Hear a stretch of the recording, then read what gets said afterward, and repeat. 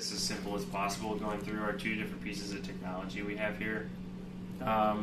So our first piece of equipment is the NICO brain path, which is used for minimally invasive access for brain tumors, lesions, and clots. So this tray, for example, is labeled NICO brain path. If a surgeon is requesting it, it'll just come from SPD. So just request down to them and they'll bring it up for you, hopefully in a timely fashion. And so within this tray, you will see there's a few different sizes of tubes. So typically what we see is either a 50, a 60, or a 75 used for the surgeons. Every set will have the same components in it. For each size of tube, you'll need the corresponding disposable sheath. Those disposable sheaths are in the substerile in a large tote, kind of like probably like 6 feet, 7 feet high up on the wall. It's labeled NICO. What's substerile? It's between OR 21 and 23 with the neuro stuff on top. Okay, thank you. On the top shelf. So if one of the surgeons is requesting a 50 millimeter brain path sheath, just go and grab. You could grab the 50, 60, and 75 just to be safe in case they need to go a little bit larger than they anticipated. For those sheets, just gets opened up, situates right on here. Then this screw can be opened up and they can stick down like a navigation stylet, whatever they want to use, and for there they can navigate the whole access point to the tumor or lesion. There are two different things in here as well. There's these manipulation tools, which they can use this with the sheath and it kind of holds it down so they can kind of hold it off into a certain place. There's also a navigation stylet that they can use for navigation as well. But mainly you're just going to need the tubes from SPD and those disposable sheets. And also in that tote as well, there's a thing called a shepherd's hook, which is like, it's in a white and blue packaging. That'll hold a little piece that will hook on the bottom of the brain path tube. And that way they can lock it into like a Greenberg retractor or Buddy Halo retractor. So it just stabilizes it? Yep. But some guys here use it, some don't. It just depends on the surgeon. So the Myriad console can be used for open handpieces. So they can be handpieces that are around this size, or they can be endoscopic handpieces, which are a larger package. With that, as far as setup, it's pretty simple. Just plug in the power unit into the wall.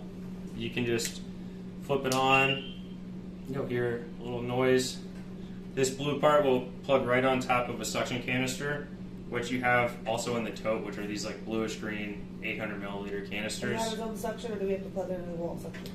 So once you have that plugged in, around the back here, there should be a nitrogen line here. The nitrogen line will plug in right on the back to either the wall or a boom. I would recommend plugging in directly to the wall unit because you know 100% that will work. The boom sometimes can be, hit or miss. Once that's plugged into the wall, you will label here as well. Just turn it up to 100 psi. That way, there's enough suction regulation going through the system. And from there, once everything is on, you need to figure out what kind of handpiece the surgeon wants. So if they're working and operating down a brain path tube, they're going to be using a smaller handpiece, such as, it's a 13 gauge, 13 centimeter handpiece, or there's an 11 gauge, 13 centimeter handpiece. So the smaller handpieces for the brain path, the larger for the endoscopic. So in this instance, we have a 13-13 here. One cord will be plugged in, and the only spot that's available right here just clicks right in. Once that's clicked in, this other section will be plugged into the front of the suction canister with this on top. Once that is plugged in, all you have to do is have the scrub nurse stick this into some sterile saline, and you can just hold down this prime button. Once you hold that down, the saline will start to kind of lubricate the line, and from there it's ready to use.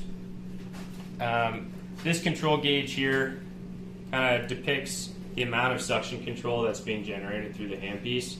So if you know it's like an intraventricular case, something that's a little bit more critical, You could start it a little bit lower, and the surgeon can always request to move this up. Otherwise, I typically just keep it at like 70, just because you're kind of in between everything. And if if you're working in a really bloody area, you can always, throughout the case, just stick the handpiece back into saline and reprime it, and that'll kind of flush out all the blood through the lines to keep it clear.